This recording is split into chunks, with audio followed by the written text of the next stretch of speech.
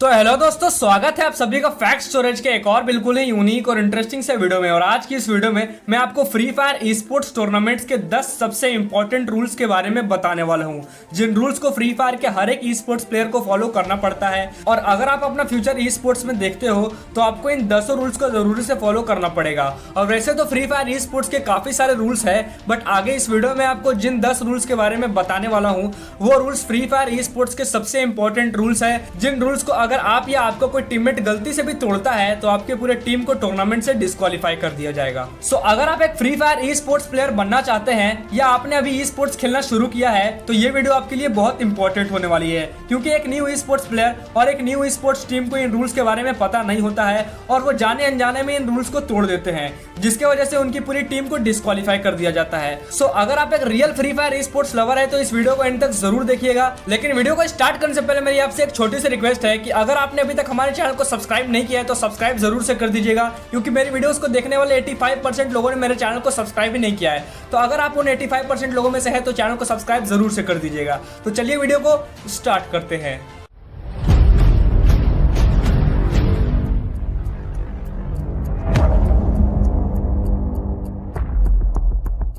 Rule number 10। तो दोस्तों, free fire e sports का 10वां सबसे इंपॉर्टेंट रूल यह है कि आप सिर्फ एक ही टीम से फ्री फायर के किसी ऑफिशियल टूर्नामेंट को खेल सकते हो। और अगर आप लोग अलग अलग टीम से एक सेम ऑफिशियल टूर्नामेंट को खेलोगे तो आपको डिस्क्वालीफाई कर दिया जाएगा। और अगर आप लोग ये चालाकी करते हो कि आप अलग अलग आईडी बनाकर अलग अलग टीम से टूर्नामेंट्स खेलते हो, तब भी अगर आप गलती से भी पकड़े गए तो आपको हमेशा के लिए टूर्नामेंट से बैन कर दिया जाएगा। सो ये एक इंपॉर्टेंट रूल है कि आप किसी भी एक ऑफिशियल टूर्नामेंट को एक ही टीम की तरफ से खेल सकते हैं। Rule number 9। तो दोस्तों, फ्री फायर ई स्पोर्ट्स का 9वां सबसे इंपॉर्टेंट रूल ये है कि जो फ्री फायर के रीजनल टूर्नामेंट्स होते हैं, हाँ रीजनल टूर्नामेंट्स, यहाँ मैं इंटरनेशनल नहीं रीजनल टूर्नामेंट्स की बात कर रहा हूँ जिन्हें आप घर में बैठकर खेलते हैं। तो ये जो फ्री फायर के रीजनल टूर्नामेंट्स होते हैं, उन टूर्नामेंट से फ्री फायर आपके किसी भी तरह के इंटरनेट इशू का जिम्मेदार नहीं रहेगा। अगर आप रीजनल टूर्नामेंट्स खेल रहे हो और आप पिंग इशू की वजह से मर जाते हो तो आप इसका ब्लेम गरीना को नहीं दे सकते हो। टूर्नामेंट आप खेल रहे हो तो आपकी ये जिम्मेदारी बनती है कि आपको अपना इंटरनेट कनेक्शन परफेक्ट रखना है। और अगर आप पिंग इशू की वजह से मरते हो और इसका ब्लेम गरीना को करते हो तो आपके खिलाफ स्ट्रिक्ट एक्शन लिया जा सकता है। लेकिन अगर आप कोई ऑफिशियल या इंटरनेशनल टूर्नामेंट लाइव बैठकर खेल रहे हो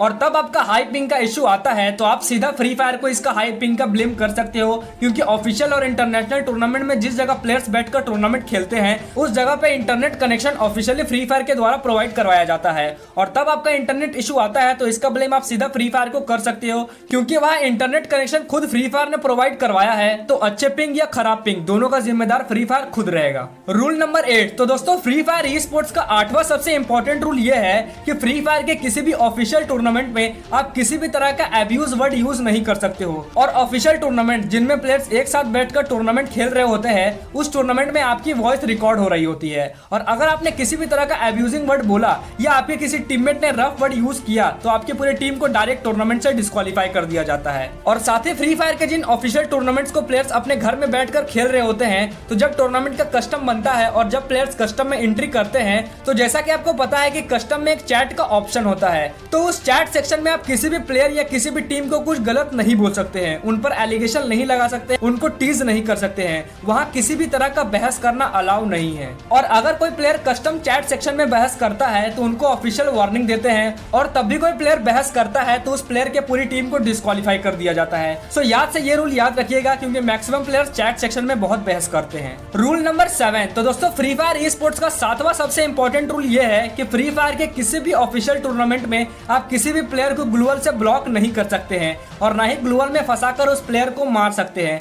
मान लीजिए कोई प्लेयर कैंप टॉवर पे बैठा है तो आप नीचे से ग्लूवल नहीं लगा सकते हैं कैंप टॉवर पे, और ना ही कैंप टॉवर पे ग्लूवल लगाकर रश करके उस प्लेयर को मार सकते हो। ये एक बहुत ही इंपॉर्टेंट रूल है और ये गलती आप में से काफी लोग करते हैं, ग्लूवल से ब्लॉक करने वाला। सो अगर आप एक ई स्पोर्ट्स प्लेयर बनना चाहते हैं तो ये रूल याद से याद रखिएगा। और साथ ही आप किसी भी ऑफिशियल टूर्नामेंट में किसी जोन से आते हुए प्लेयर को ग्लूवल से ब्लॉक करके एलिमिनेट नहीं करवा सकते हैं। तो ये ग्लूवल से नहीं ब्लॉक करने वाला रूल एक बहुत ही इंपॉर्टेंट रूल है और आप में से काफी लोग ये गलती कर देते हैं। तो अभी से इस गलती को सुधार लीजिए, वरना अगर आप एक स्पोर्ट्स प्लेयर बने और आपने ऐसी गलती की तो आपकी पूरी टीम और आपको डिस्क्वालीफाई कर दिया जाएगा टूर्नामेंट से। Rule number 6। तो दोस्तों, फ्री फायर ई स्पोर्ट्स का 6वां सबसे इंपॉर्टेंट रूल ये है कि आप किसी भी ऑफिशियल फ्री फायर टूर्नामेंट में किसी एनिमी को मारकर इमोट नहीं दिखा सकते हैं। आप में से काफी लोगों की आदत होगी कि आप अपने अपोनेंट को मार के इमोट दिखाते होंगे, लेकिन अगर आप आप एक ई स्पोर्ट्स प्लेयर बनना चाहते हो तो आपको ये आदत बिल्कुल भुलानी पड़ेगी, क्योंकि फ्री फायर के ऑफिशियल टूर्नामेंट में अगर आप एनिमी को मार के गलती से भी इमोट दिखा दोगे तो उसी टाइम आपकी पूरी टीम को डिस्क्वालीफाई कर दिया जाएगा।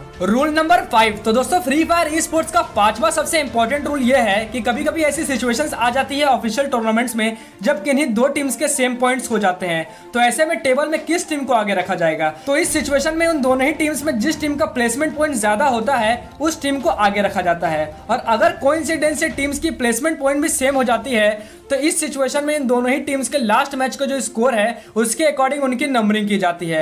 लेकिन दोनों ही टीम्स में जिस टीम ने लास्ट मैच में सबसे ज्यादा किल किए, सबसे ज्यादा देर तक सर्वाइव किया, तो उस स्कोर के अकॉर्डिंग दोनों ही टीम के टेबल पे नंबरिंग की जाती है। Rule number 4। तो दोस्तों फ्री फायर ई स्पोर्ट्स का चौथा सबसे इंपॉर्टेंट रूल यह है कि फ्री फायर के जितने भी ऑफिशियल टूर्नामेंट्स होते हैं जिनमें प्लेयर लाइव बैठकर टूर्नामेंट खेलते हैं, उन टूर्नामेंट्स में प्लेयर सिर्फ एंड्रॉइड फोन से ही खेल सकते हैं। लेकिन अभी के maximum free fire e sports iPhone mobile में टूर्नामेंट्स खेलते हैं, लेकिन ये गलत है। फ्री फायर ई स्पोर्ट्स का ये एक ऑफिशियल रूल है कि आप टूर्नामेंट्स एंड्रॉइड मोबाइल से ही खेलें, और आईफोन को एक तरह से बिल्कुल अनफेयर माना जाता है ऑफिशियल टूर्नामेंट्स में, क्योंकि आईफोन में कुछ ज्यादा ही एडवांस लेवल के फीचर्स होते हैं। आईफोन की डीपीआई और सेंसिटिविटी बहुत ज्यादा होती है और इसीलिए आईफोन को अनफेयर माना जाता है टूर्नामेंट्स में। बट दोस्तों जैसा कि मैंने आपको बताया कि अभी के maximum e sports player iPhone device में टूर्नामेंट खेलते हैं, बट अगर आईफोन में खेलने वाले ई स्पोर्ट्स प्लेयर जब इंटरनेशनल टूर्नामेंट खेलने जाते हैं तो गरीना वाले उन्हें खुद की तरफ से मोबाइल फोन देते हैं जो कि एंड्रॉइड फोन होता है, लाइक आसूस, ROG एक्सेट्रा। तो ये सब एंड्रॉइड फोन है, लेकिन तब भी आईफोन की जो बात है वो कुछ अलग है। कोई भी एंड्रॉइड फोन आईफोन को टक्कर नहीं दे सकता, और कई बार ऐसा देखा गया है कि जब आईफोन में खेलने वाले e sports player international tournament खेलने जाते हैं तो वो टूर्नामेंट्स में उतना अच्छा गेम प्ले नहीं दे पाते, क्योंकि उनको आदत है आईफोन पे खेलने की, और टूर्नामेंट में उन्हें जो दिया जाता है वो है एंड्रॉइड फोन। और आईफोन और एंड्रॉइड फोन में फीचर्स के मामले में बहुत सारे डिफरेंसेस हैं, और इन्हीं डिफरेंसेस की वजह से प्लेयर्स के गेम प्ले में भी डिफरेंस आ जाता है, और इसीलिए वो उतना अच्छा गेम प्ले अपना नहीं दे पाते हैं। तो अगर आप एक ई स्पोर्ट्स प्लेयर हैं और अपना फ्यूचर ई स्पोर्ट्स में देखते हैं तो एक एंड्रॉइड लवर बनिए, ना कि आईफोन लवर। Rule number 3। तो दोस्तों फ्री फायर ई स्पोर्ट्स का तीसरा सबसे इंपॉर्टेंट रूल यह है कि अगर आप किसी ऑफिशियल फ्री फायर टूर्नामेंट के कस्टम में एंट्री कर लेते हो तो आप या आपका कोई टीममेट चाह कर भी उस कस्टम से बैक नहीं कर सकता है, और अगर आपने या आपके किसी टीममेट ने ऐसी गलती की तो फ्री फायर ऑफिशियल्स को आपकी टीम को पेनल्टी फाइन भरना पड़ता है। और साथ ही यह भी एक रूल है कि अगर आपकी फाइनल टीम यानी आपकी टीम के 4 बंदे ऑफिशियल कस्टम में एंट्री कर लेते हैं तो आप किसी भी प्लेयर को रिप्लेस नहीं कर सकते हैं। यानी अगर आप किसी एक प्लेयर के बदले किसी दूसरे प्लेयर को बुलाना चाहते हैं तो आप या आपकी टीम ऐसा नहीं कर सकती है। जब एक बार आपकी फाइनल स्क्वाड ऑफिशियल कस्टम में एंट्री कर लेती है तो कर लेती है, उस कस्टम से ना ही कोई प्लेयर निकल सकता है और ना ही कोई प्लेयर रिप्लेस हो सकता है।